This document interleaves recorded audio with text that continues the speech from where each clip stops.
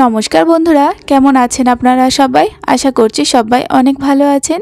আজকে ভীষণ সহজভাবে একটা পাস্তার রেসিপি আপনাদের সঙ্গে শেয়ার করব। যে রেসিপিটা দেখার পরে আপনারা খুব সহজে আর অল্প সময়ের মধ্যে এই পাস্তা রেসিপিটা বাড়িতেই তৈরি করে নিতে পারবেন। দোকান থেকে আর কেনার প্রয়োজনই পড়বে না।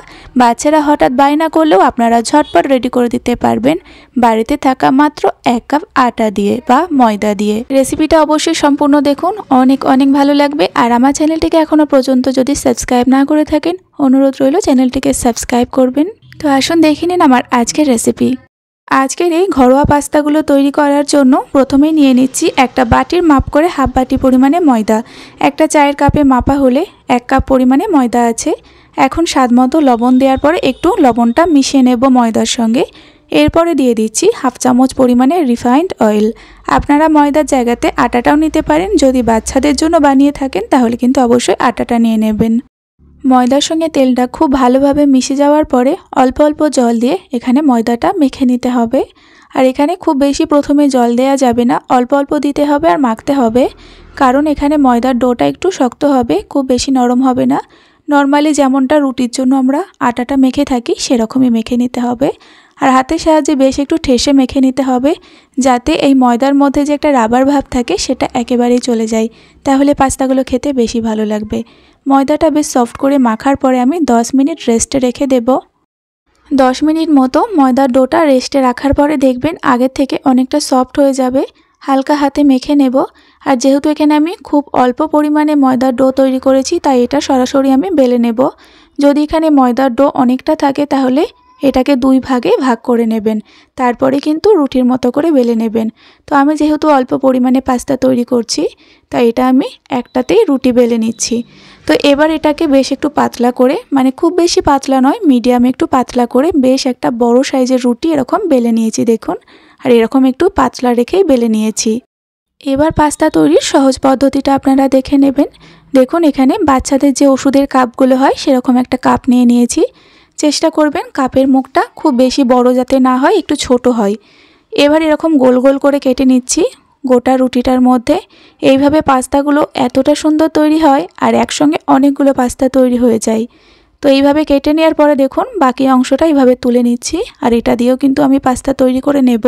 এবার আপনাদের পাস্তাটা তৈরি করে দেখাবো। দেখুন আপনাদের অনেক সহজ মনে হবে। তো এইভাবে দেখুন দুটোই সাইড ধরে প্রথমে চেপে দিতে হবে, খুব ভালোভাবে চেপে দেবেন। এরপরে বিপরীত যে সাইডটা আছে সেটা ধরেও কিন্তু এইভাবে চেপে দিলেই খুব কিউটভাবে একটা পাস্তা রেডি হয়ে যাবে। আবারও একটা দেখে নেবেন, একদম সহজ বন্ধুরা, দেখতেও অনেক সুন্দর লাগে আর খেতে তো অপূর্ব হয়। তো দেখুন আবারও একইভাবে একটা বানিয়ে নিচ্ছি। আর এইভাবে কিন্তু অনেক সহজে পাস্তাগুলো খুব তাড়াতাড়ি রেডি করা যায়। সমস্ত পাস্তাগুলো আমি এখানে রেডি করে নিয়েছি, দেখুন দেখতে অনেক সুন্দর লাগছে। এবার আমি পাস্তাগুলোকে জলের মধ্যে একটু সেদ্ধ করে নেব।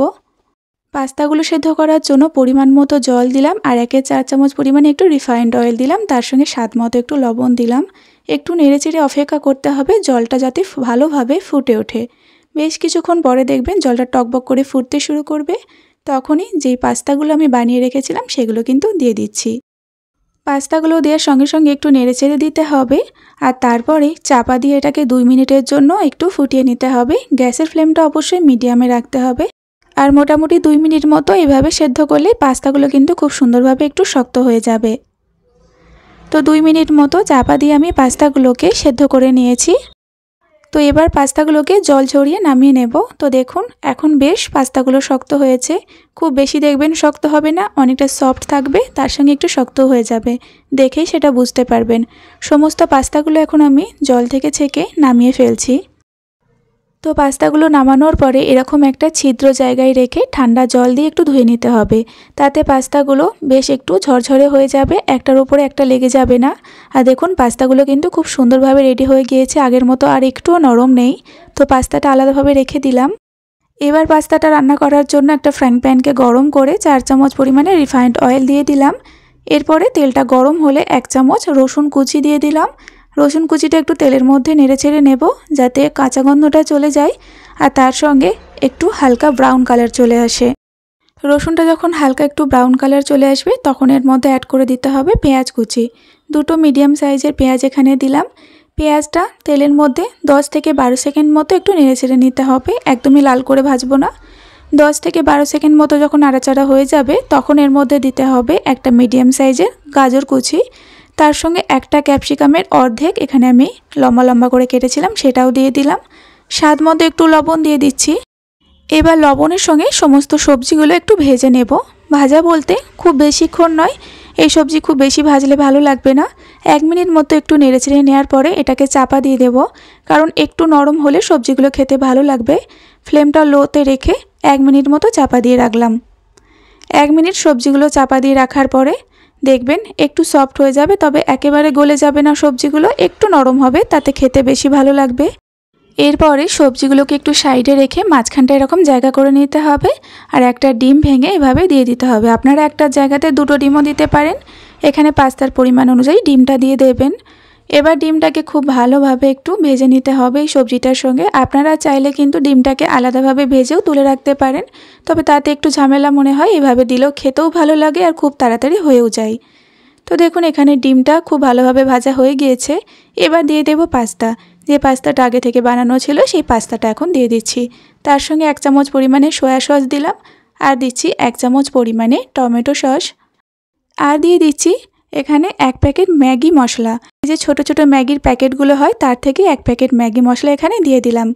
এবার জাস্ট এটাকে মিশিয়ে নিলেই পাস্তাটা রেডি হয়ে যাবে। খুব বেশিক্ষণ এটাকে ভাজা যাবে না, 1 থেকে 1.5 মিনিট মতো গ্যাসের ফ্লেমটা মিডিয়ামে রেখে একটু মিশিয়ে নিতে হবে সব কিছুর সঙ্গে, তাহলে কিন্তু এই পাস্তাটা একদম রেডি হয়ে যাবে।